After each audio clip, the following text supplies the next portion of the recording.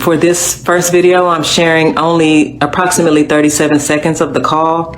I originally intended to continue much further, but once I separated the dispatcher from the boat and started concentrating exclusively on the background dialogue, what I believed I was hearing became extremely difficult for me to process emotionally, and I needed to take a mental break.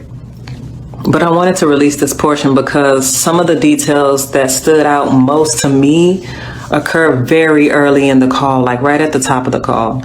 And so I'm gonna let the audio play. Read my transcription if you want to reference, but don't allow it to determine what you hear. I want you to listen first, listen again, compare it with the original recording, and then judge it with your own ears. Was the background audio a genuine cry for help that nobody acted on? Or was it ambient noise from a chaotic afternoon? Misheard by people who desperately want answers? Was the 53-minute crawl after leaving the island a boat limping home under tow? Or something that still needs explaining?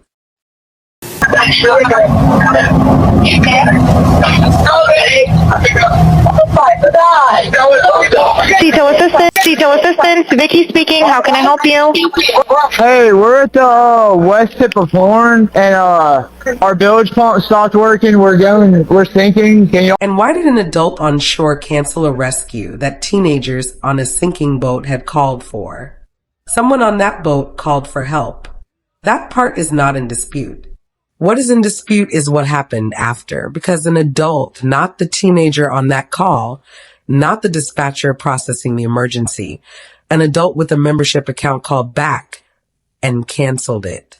The rescue that should have gone out that afternoon never went out. And in the background of the very same recording where the foreground caller told a dispatcher that everyone on board was completely fine, audio that has now been reviewed by a professional audio engineer, slowed down, isolated, and processed without AI. What appears in the background is a name, Nolan, followed by what sounds like wake up. Same call, same recording, two realities running at exactly the same time. And nobody, not the sheriff's office, not any official with authority in this case, has stood at a podium and explained either one of those details. Not once. That is where this update begins. And before we go any further, I want to be straight with you about something. Every single thing in this script tonight is either verified through official records, named sources, or clearly labeled as unverified and contested. Because in a case this serious, you deserve to know the difference. We are not here to sensationalize. We are here to follow the evidence, ask the right questions, and let you decide. Welcome to True Crime Unraveled on YouTube. If you're watching on Facebook or Instagram, you're with True Crime Unraveled TV. We read every single comment you leave, every theory, every question. You are part of this family. If you haven't subscribed yet, please don't be a stranger. Hit that button so you never miss an update on this case. And for those who want to go deeper, our membership community gets early breakdowns and extended analysis. The link is below. Now let's open the file. For those just catching up, and we'll keep this brief because there is a lot of new ground to cover tonight. Here is what we know happened. On July 4th, 2026, 18-year-old Nolan Xavier Wells traveled to Horn Island off the Mississippi Gulf Coast with a group of friends to celebrate Independence Day. Horn Island is a remote barrier island, no roads, no buildings, only reachable by boat. This same group had made the same trip before.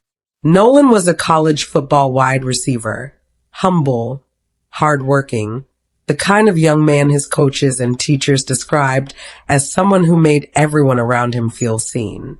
He was due back at Southwest Mississippi Community College for preseason training camp on July 6th. He never made it.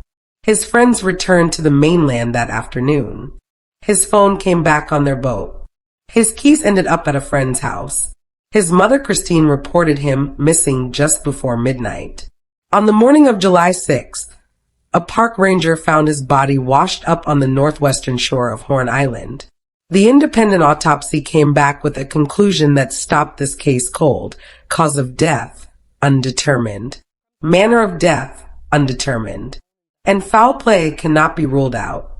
That is where our last update ended. Now here is what has changed. There is a recording. It was not obtained from social media. It was not pulled off TikTok or enhanced by a stranger in their bedroom. It was obtained by NBC News through an official public records request from the Mississippi Department of Marine Resources, the agency that responded to a distress call made from that boat on the afternoon of July 4th. The call was not made to 911. It was not made to the Coast Guard. It was made to SeaTow International, a private maritime towing service, essentially roadside assistance on water. The reason for the call was documented. The boat's bilge pump had failed and the vessel was taking on water. On the recording, you can hear the caller, later identified as a teenager on the boat, tell the dispatcher, "Hey, we're at the west tip of Horn and our bilge pump stopped working. We're sinking. Can you all please come? We have a membership." The dispatcher, a woman named Vicky, asked how high the water was coming up. The answer, ankle level. She transferred the call to a local captain named Seth. And here is the first verified detail that changes the shape of this case.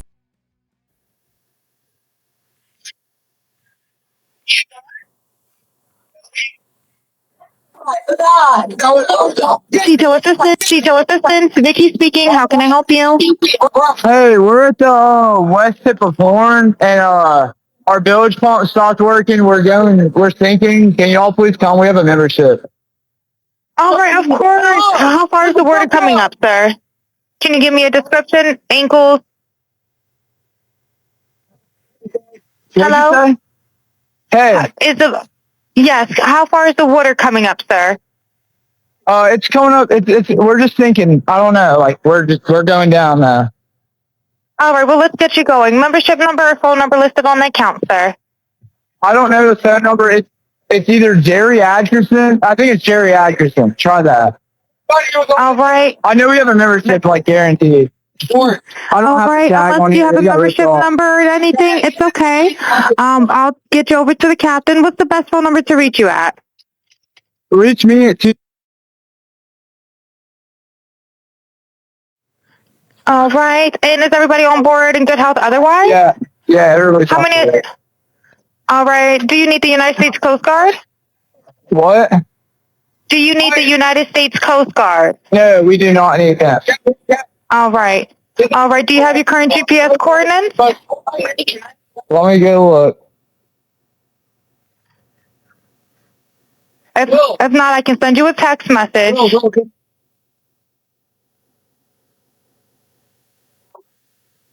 North. All right, are you ready? Yes, sir, I'm available. North 30 degrees by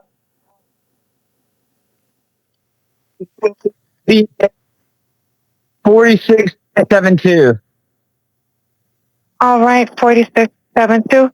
All right, and you were breaking up a little bit. Can you just repeat it one more time to make sure I have it correct? Sorry, look. Hello, can you hear me? Yeah, what? So you're breaking up. If you need assistance, do you have a VHF radio? No, we do not have the VHF radio. All right, well, let's try to get you going because you don't have good cell phone reception. Can you verify your coordinates one more time? Okay, my coordinates are 30 degrees by 14.684 north, and then west by 88 degrees by 46.79. All right, looks like you're on Horn Island, correct? Are you Yes, on we are Horn at Horn Island? Island. Yes. All right, is the boat sinking or you have it aground? We were sinking, yes. Is it aground is the question? No, we're not aground. We are in Okay. 17 foot of water. We're in 31 foot of water.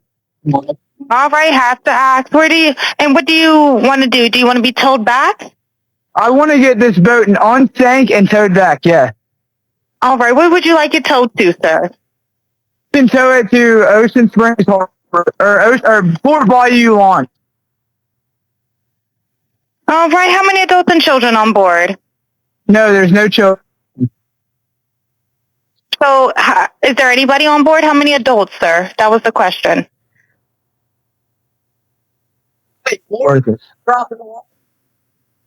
Hello, can you hear me? Gotta jump in and pull the plug, Bart, while you're going. Hello, sir. Hello. Yep, I just need you to answer these questions so I can get you over to the captain. Okay. How many what's adults going on board? So, there are 0 adults on board. There's nobody on board the boat? No. Nobody right. here is over the age of 21. Sir, that was not the question. Is there a person? Is there a person, a living individual on the boat?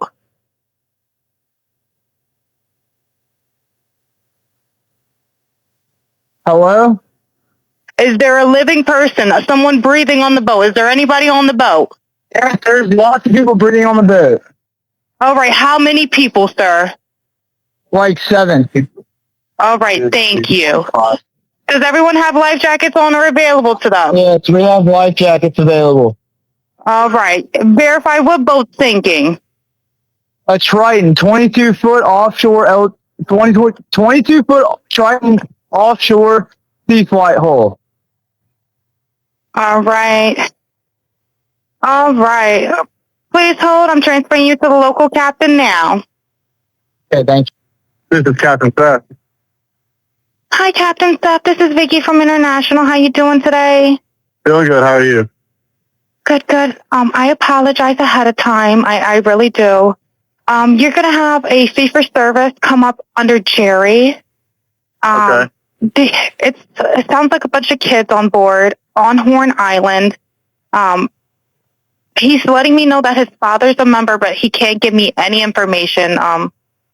And he's saying the boat is sinking. And he's on Horn Island. It's just unfortunate. He's just a kid. There's a lot going on. So Right. he said there's about a lot of people on board. He says he thinks about 7. I'm guessing they're all under 18. Okay. And I'm not trying to be rude. He wants you guys to go out there and unpump the boat and then tow it in. Do you know what kind of boat it is? He said a Triton 24-footer, but that's all he can give me. Okay. All right. Yeah, I just actually got off the phone with his grandpa, who I'm guessing is the owner of the boat. And Is it he Jerry? said that Jerry. Yeah, he said, Okay. I just hung up with him. He said that they don't need any help right now, but if something changes, they'll call me back. So I'm guessing that they may have figured it out, because that's what he said. So they're in a panic and their boat won't crank. Yeah, they're in a panic. He's saying the bilge is not keeping up. I asked for Coast Guard. He said no, but he's just really upset on the back end. And, I get it. The kid, he just doesn't understand. Oh, okay. Do you still have him on the line?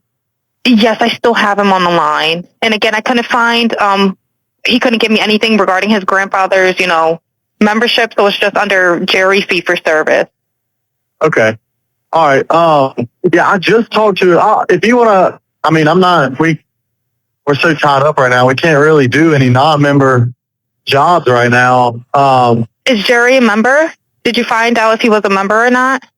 Yeah, I'm not sure if it's his boat or what. I'm not sure what's going on with it. But yeah, transfer the kid over. I'll talk to him, and then I'll call his grandpa back as well. All right. And did you want me to look up Jerry's membership number or anything like that to see if he's up? I know you guys are You can swamped. try this cell phone number. All right. Yep. Jerry. Yeah, he's an active member. Hold on. What kind of boat do you have on? Same boat? Yeah, he's one. Yeah, he's one of your members. Yep, 22-foot Triton. All right. I'll just disregard this one. I'm gonna send you over an accurate one under this Jerry Ackerson one. Okay, he's one of your members. You'll get in a couple minutes. Okay.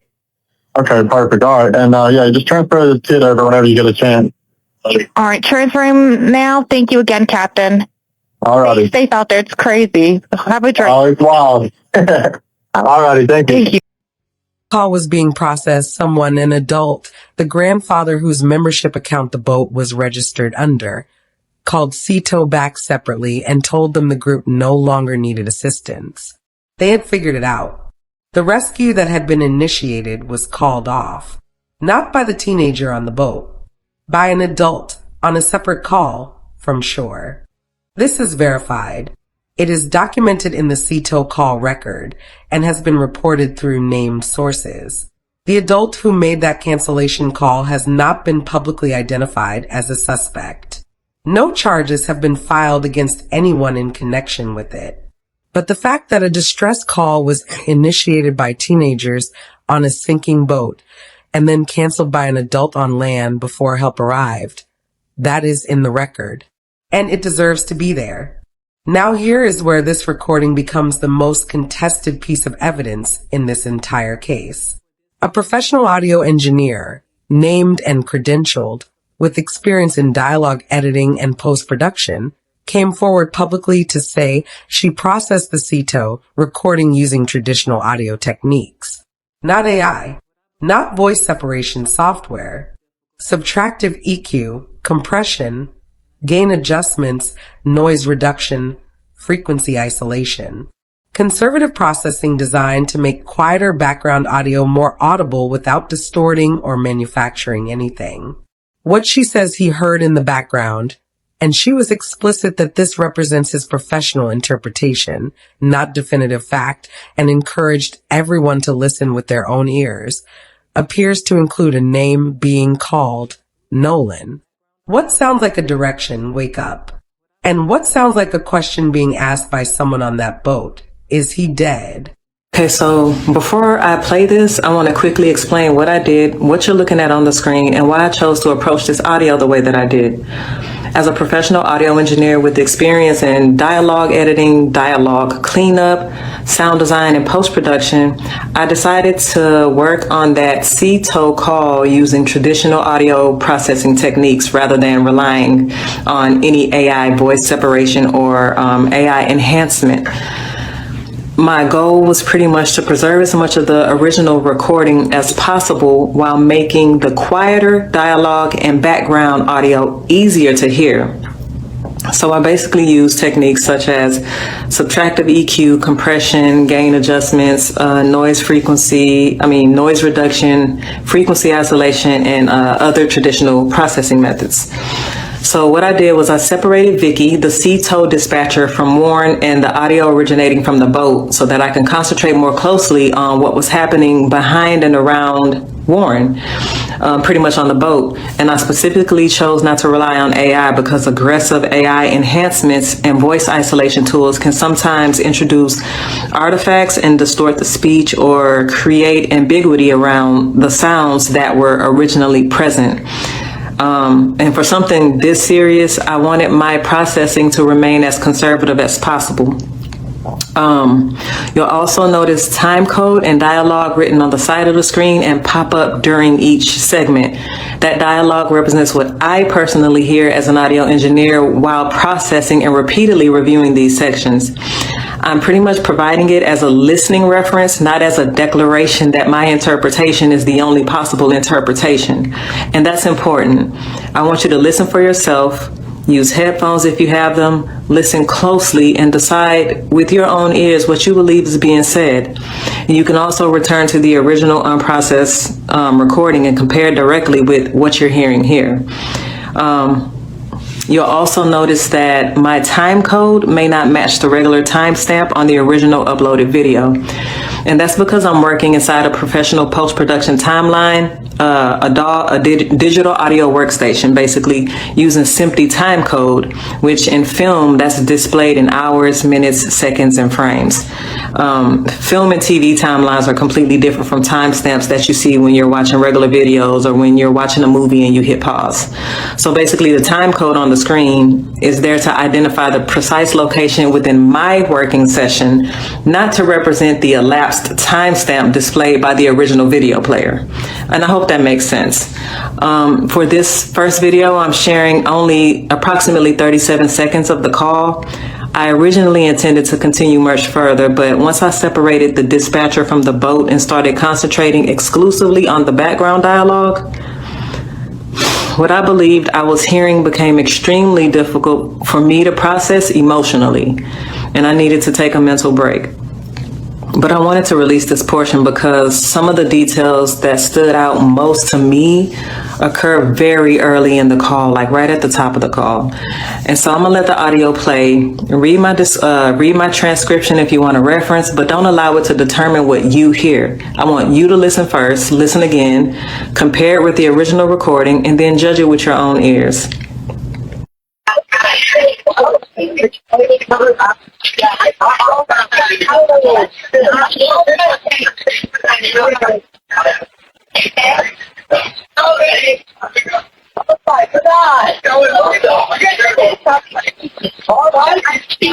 Hey, we're at the west tip of Horn, and our village pump stopped working. We're sinking. Can you all please come? We have a membership. Shut up! Shut the fuck up! Damn it, Bart.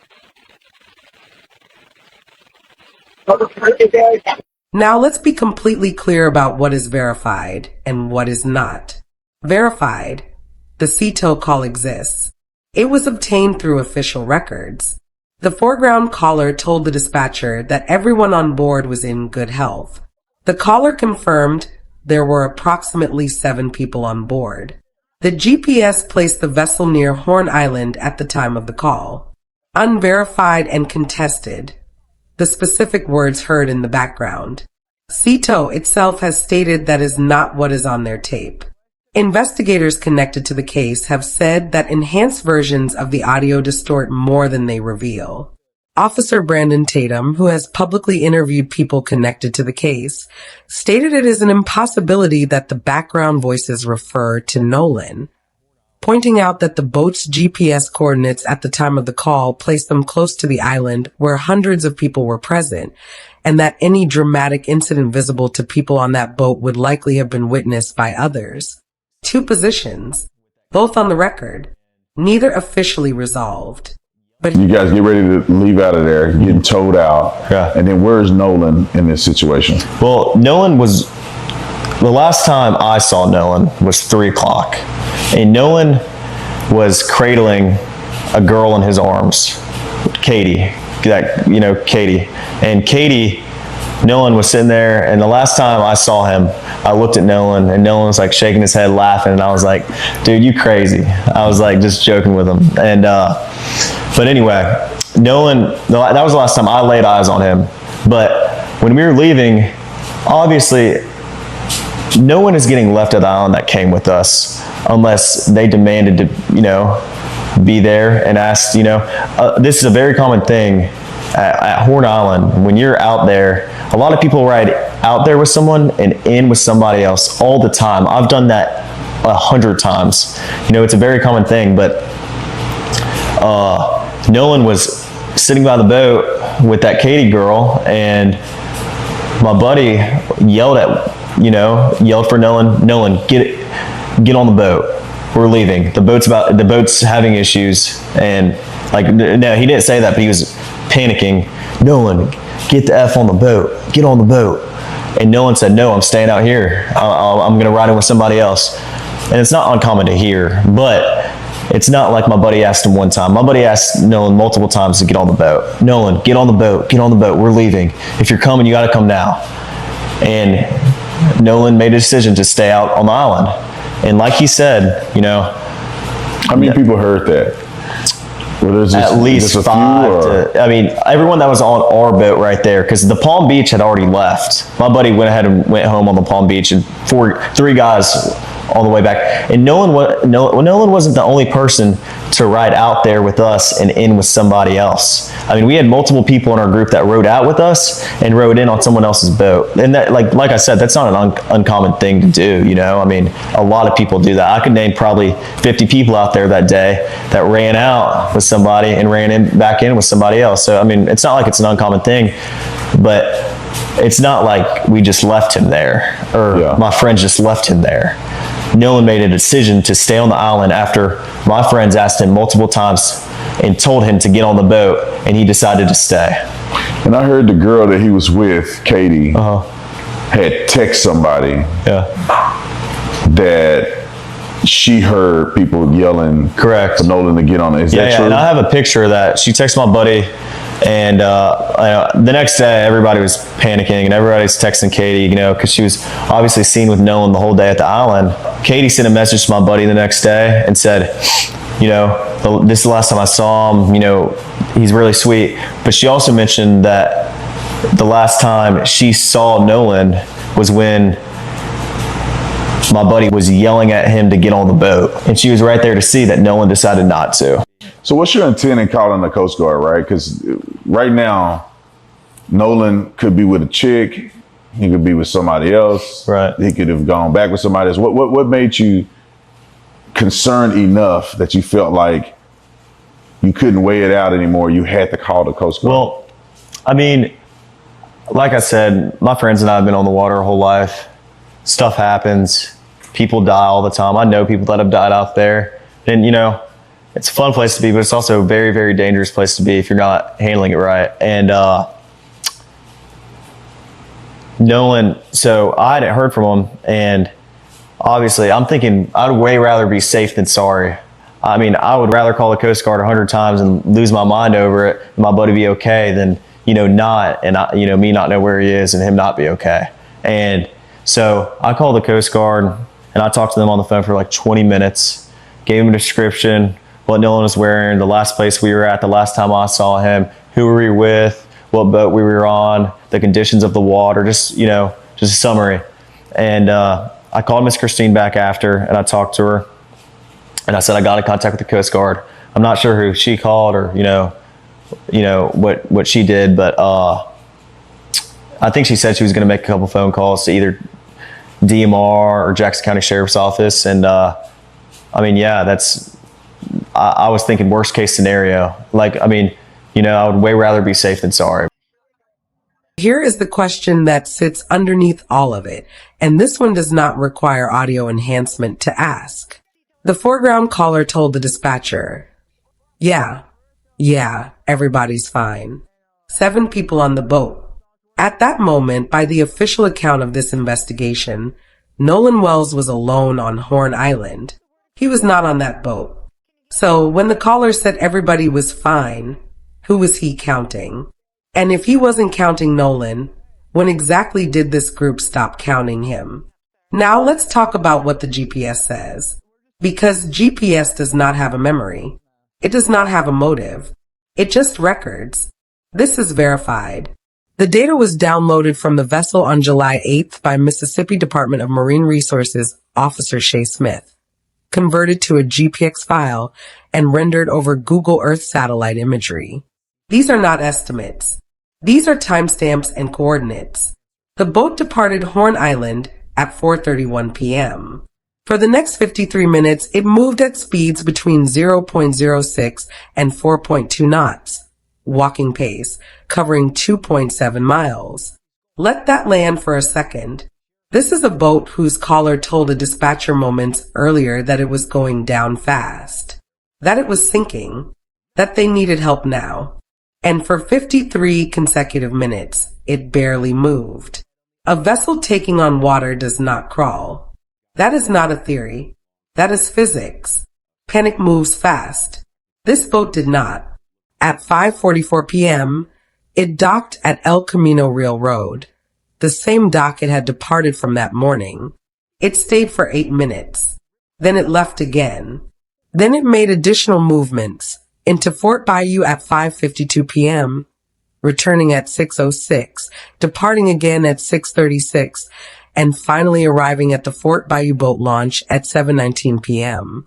At 7:47 p.m., it was trailered overland to a private residence on Cardinal Lane in Biloxi, the home of Wyatt Atkinson.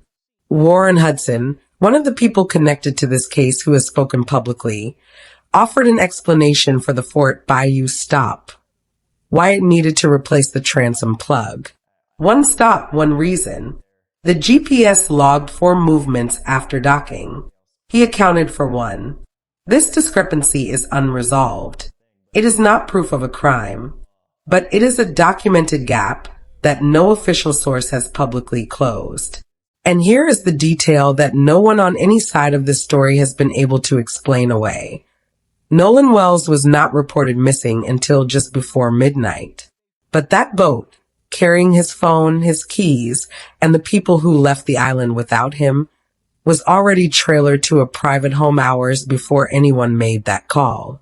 Now let's talk about the questions, because they come directly from the verified record, and every single one of them deserves a straight answer. Why did an adult cancel the rescue? Verified. An adult with a membership account called SeaTow back and said help was no longer needed. No explanation has been officially provided for why that call was made or what information that adult had at the time. Why did the caller say everyone is on board? Verified. The foreground caller confirmed to the dispatcher that approximately 7 people were present and everyone was fine. Nolan Wells, by the official account, was not on that boat. No official has publicly addressed this specific contradiction. Why was the boat towed to a private residence? Verified through GPS data. The vessel made multiple movements after returning to dock before being trailered to Wyatt Atkinson's home. One of those movements has been publicly explained. 3 have not. Why did the friends lawyer up? Verified, multiple individuals connected to this case retain legal counsel. Lawyering up is a constitutionally protected right. It does not indicate guilt. But in a case where a family is still waiting for a cause of death, in a case where the independent autopsy said foul play cannot be ruled out, it is a detail the public is not going to stop noticing. Now let's give both sides exactly what they deserve, because both sides are real and both sides have people carrying weight in this. On one side, Christine and Elmore Wansley are fighting documented gaps. A phone with missing messages. Location data that didn't match between 2 apps. A legally entitled incident report they did not receive within the required 72-hour window. An independent autopsy that couldn't examine Nolan's throat because the state had already removed those tissues. These are not rumors. These are verified, documented concerns raised by named attorneys in official proceedings. On the other side, the bilge pump failure is real. The SeaTow call is real. The GPS data that closely matches the timeline provided by the friends' families is real. Warren Hudson has said publicly that Nolan was his best friend since 8th grade, that he was asked multiple times to get back on the boat, and that he chose to stay. The young woman Nolan spent time with that day, Katie McCormick, has cooperated with investigators and told Christine directly that she assumed Nolan was heading back to his friends. She did not witness him board any vessel. That assumption and the friend's account can technically coexist at different points in the timeline. What cannot coexist is the foreground of that call and the background of that call. Someone said everyone was fine. Something in that same recording, contested, unverified, but not dismissed, suggests otherwise. Here is where the case stands right now, stated plainly. No official cause of death has been confirmed. The state autopsy remains sealed behind a grand jury process that has not yet convened. The independent autopsy ruled the cause undetermined. The joint forensic inspection of Nolan's phone, agreed to by both the family and law enforcement, has not yet taken place. The FBI is confirmed to be involved, both in supporting the local investigation and in addressing interstate threats against people connected to this case. Christine Wells Wansley has quietly filed in court to be named administrator of her son's estate, not through a press conference, through a form in a courthouse, because the system required her to prove on paper that she is the mother of the child she buried. Al Sharpton, Tyler Perry, Colin Kaepernick, and Reverend, figures who do not typically show up at the same table, have all contributed to this family's fight. A combined reward of $125,000 has been offered for verifiable information. And Christine is still waking up every morning to the same question she had on the night of July 4th. What happened to my son? The story we thought we knew just changed. And now we have to ask ourselves, what else do we not know? Was the background audio a genuine cry for help that nobody acted on? Or was it ambient noise from a chaotic afternoon? Misheard by people who desperately want answers? Was the 53-minute crawl after leaving the island a boat limping home under tow? Or something that still needs explaining? And why did an adult on shore cancel a rescue that teenagers on a sinking boat had called for? Drop your verdict in the comments.